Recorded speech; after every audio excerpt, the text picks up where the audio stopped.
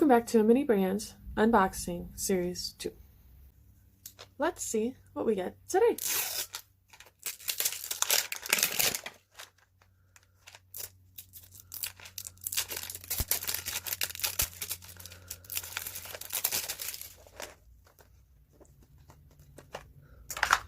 For the first one, we got Babybel spread.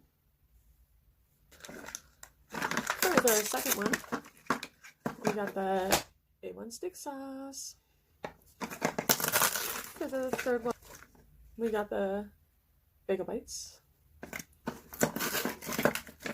For the fourth one, we got the Miracle Whip. This is a new one. And for the last one,